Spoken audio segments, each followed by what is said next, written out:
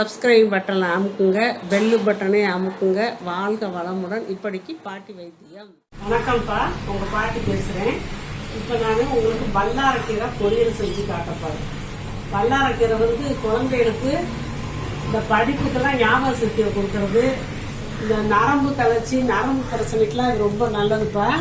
வல்லாரக்கீரை ஒரு கட்டு வாங்கி வச்சுருக்கேன். இன்னும் இதை க்ளீன் பண்ணி நறுக்கி போடணும். எப்படி பாருங்க, இப்படி விரிச்சு வச்சா விசிறி மாதிரி இருக்கும். யாரை விசிறி இருக்குல்ல அந்த மாதிரி வல்லாரக்கீரை.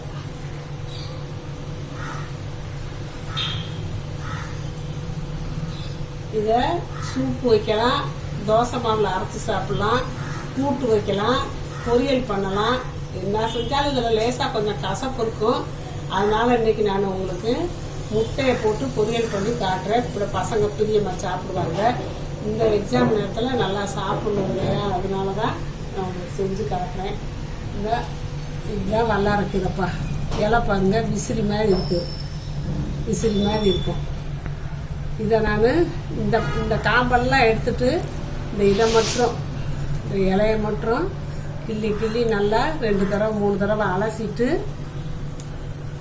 லேசாக நறுக்கி வச்சு உங்களுக்கு பொரியல் பண்ணி காட்டுறப்பா. இதுதான், இப்படி தான் நம்ம பிச்சுக்கிறோம். இதெல்லாம் வேஸ்ட்டு தான்.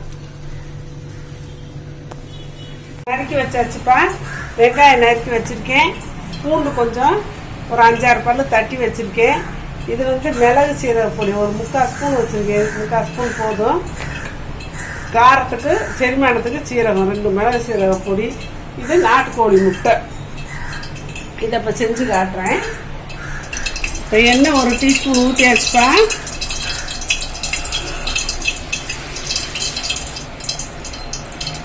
எண்ணெயை நம்ம சமையல் எண்ணெய் ஊற்றிக்கலாம்.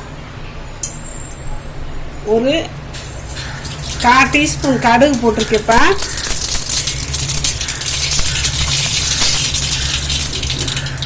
கால் டீஸ்பூனு உளுந்தம்பருப்பு,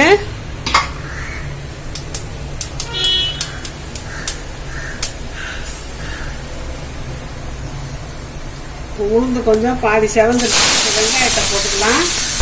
சின்ன வெங்காயம் போட்டால் நல்லா இருக்கும், நல்லதும் கூட. அதனால தான் நான் சின்ன வெங்காயம் போடுறேன்.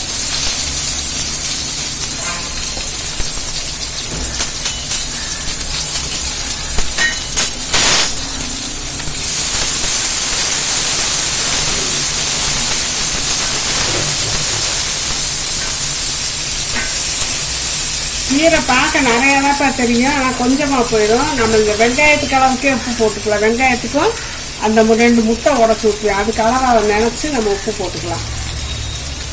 இந்த உப்பு போதும் 2க்கும் சேர்த்து. ஏன்னா கீரையெல்லாம் நம்ம கணக்கில் வைக்க முடியாது, கொத்து போயிடும். அப்புறம் உப்பு கரைச்சிக்கிட்டு இருக்கோம், சாப்பிட முடியாது. இப்போ மிளகு சீரக பொடியை நம்ம இதில் போட்டுடலாம்.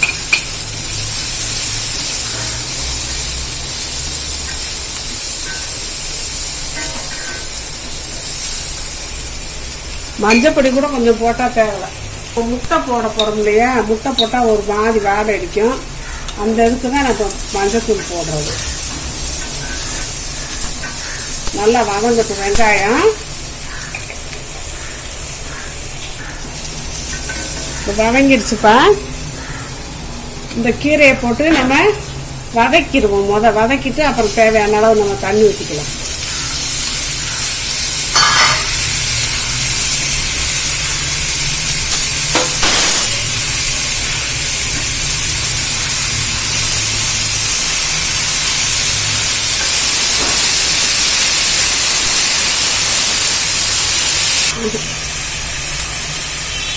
இப்போ இதை வதக்கியாச்சுப்பா.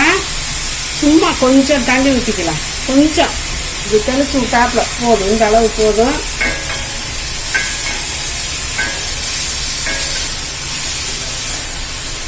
இது தண்ணி நிறையா தேவைப்படாதுப்பா.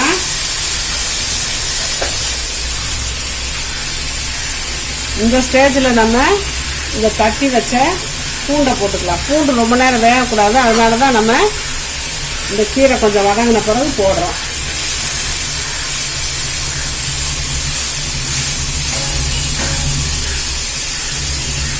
ஒரு நிமிஷம் மூடி வைப்போம்ப்பா. இப்போ மூடி எடுத்துடலாம்ப்பா.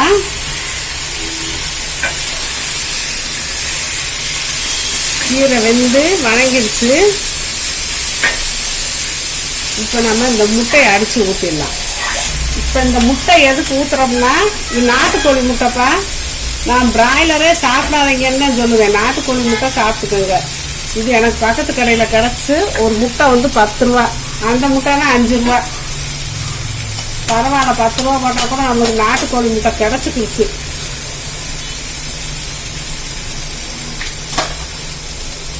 நாட்டுக்கோழி முட்டை கிடைக்கலன்னா நீங்கள் அந்த முட்டையவே போட்டுக்கோங்க.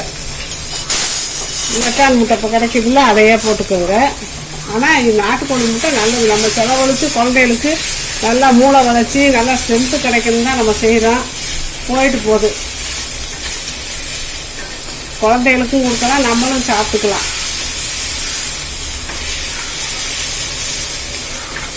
நல்லா முட்டை நல்லா பொரிகிற முட்டை வதங்குற அளவுக்கு வேகிற அளவுக்கு நம்ம கிண்டிக்கலாம். இந்த முட்டை வந்து கொஞ்சம் அந்த கசப்பு கொஞ்சம் லேசாக கசக்க தான் செய்யும். அதனால அந்த முட்டையை போட்டு விட்டோம்னா குழந்தைகளுக்கு அந்த முட்டை வாசத்துலேயே முட்டை சாப்பிட்ற எண்ணத்துலேயே சாப்பிட்ருவாங்க.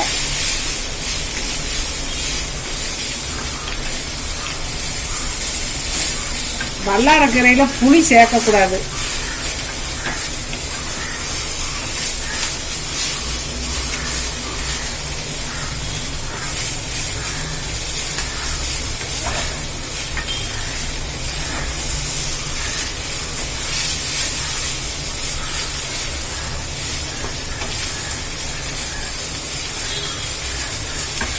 அடுப்பை ஆஃப் பண்ணிட்டேப்பா. நல்லா வெந்துருச்சு. இப்போ இறக்கி வச்சு வேறு பாத்திரத்தில் மாற்றி வச்சுக்கலாம்.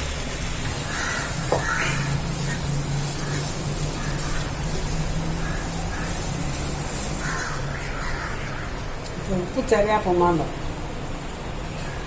சரியா இருப்பா போட்ட உப்பு.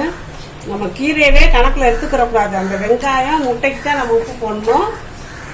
கீரைக்குன்னு நம்ம உப்பு போட்டோம்னா உப்பு கச்சி போயிடும். இப்போ இந்த பதம் கரெக்டாக இருக்குது.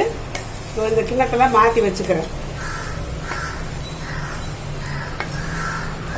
ஒரு ரசஞ்சோறு தயிர் சோத்துக்கு வச்சு கொடுக்கலாம்ப்பா.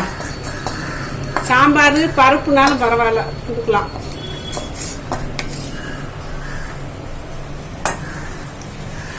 ரெண்டு பசங்களுக்கு கொடுக்கலாம்ப்பா. 2 முட்டையை போட்டு.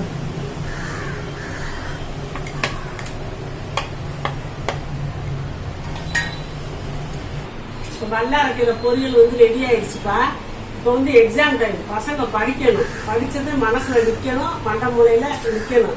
மறுநாள் கேட்கும் போது அவங்க அந்த இதில் ஒப்பிக்கணும். அப்படி இருக்கிற நேரத்தில் எல்லாம் என்கிட்ட நிறைய பேர் இப்போ கேட்குறாங்க. பசங்க ராத்திரிலாம் படிக்கிறாங்க, காலையிலேருந்து அந்த கொஸ்டினை கேட்டால் பதில மறந்து போயிடுறாங்க அப்படிங்கிறாங்க. அந்த மாதிரி இல்லாமத்துக்கு அந்த மண்டைக்கு போகிற மூல நரம்பெல்லாம் வலுவாகிறதுக்கு இந்த வல்லாரக்கீரை.